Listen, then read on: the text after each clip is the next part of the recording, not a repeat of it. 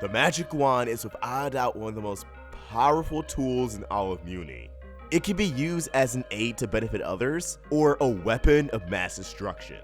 Really and truly, we have not seen Star use the full potential of the wand, and I don't believe we ever will. Let's talk about it today on Mewni Mayhem.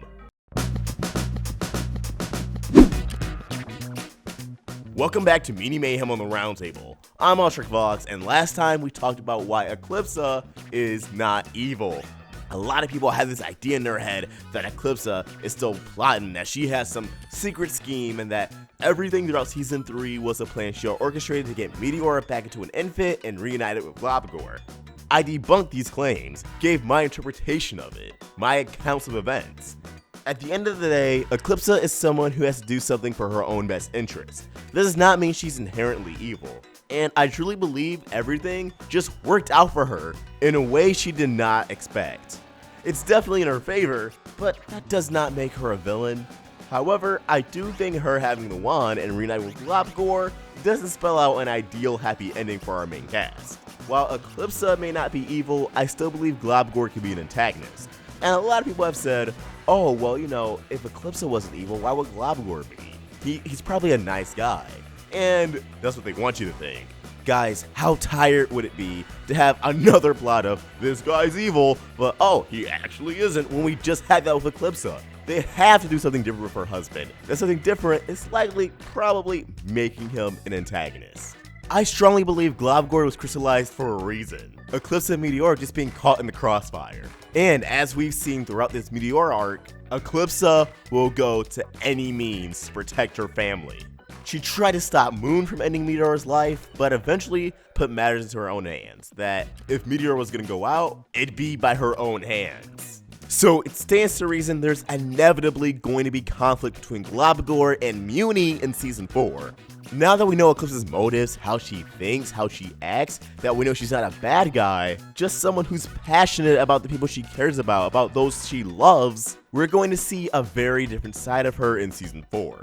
And I believe at one point in Season 4, she's going to use the wand Star gave her, what's rightfully hers again, against the kingdom. That Star may even have to go toe-to-toe against Eclipsa. And even for her wand, Star still has magic, she can still dip down. So all hope isn't lost.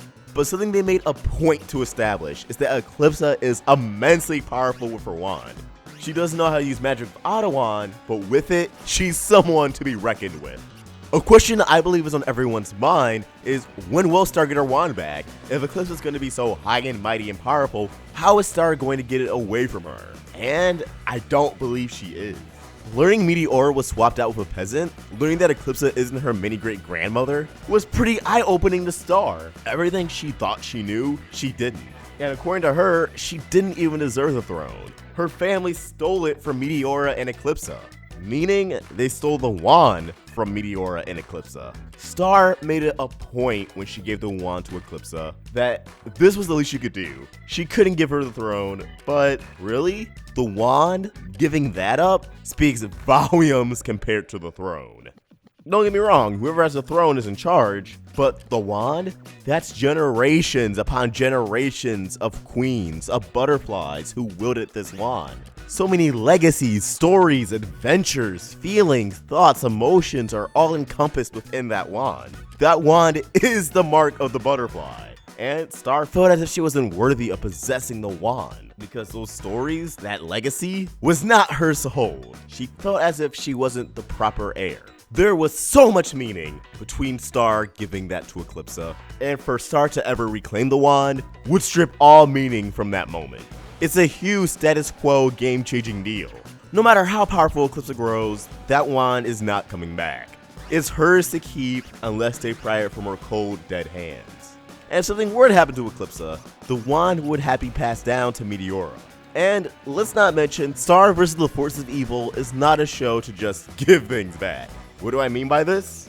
Look at everything that's happened throughout the series. Star didn't just restore magic, she had to recreate it. What was once the magic was tainted by Toffee, and by extension, the wand. After the wand was cleaved, corrupted, tainted, I'm sure many of us were under the impression Star just had to get Ludo's wand, the half of the crest that was within the wand, and embed it into her Season 2 wand. and that would restore the wand and everything would be back to normal, but that wasn't the case. Star had to die and recreate the realm of magic, restoring her body with magic and recreating the wand entirely. Or Glossaric in the Book of Spells, another huge thing that happened in Season 2. When Ludo stole the Book of Spells, I'm sure we all thought, alright, Star's gonna get it back eventually. It's the Book of Spells, so much history is in that book. No, it burned in a fire, and it was gone for good. We have not seen it since. We had a piece of it that was used to bring back Glossaric, but that's it. Star began to create her own notebook of spells, and that's all we really have. All of these huge, significant things that we thought would be simple to recover in one way or another, that wasn't recovered. The wand is the exact same thing. They're not going to undo the significance of the moment, and they're not going to make it that easy. And that, my friends, is why I believe Star will not get her wand back. But what is she gonna do? Rely on magic for the rest of the series? How's the theme song going to work? It always opens up with the wand. Well, friends, Star will still use a wand after she creates a new one. But that's for the next Mini Mayhem. That's right, cliffhanger. Plus, these are just topics I thought would do more justice as 2 separate videos, instead of having to cram everything into one.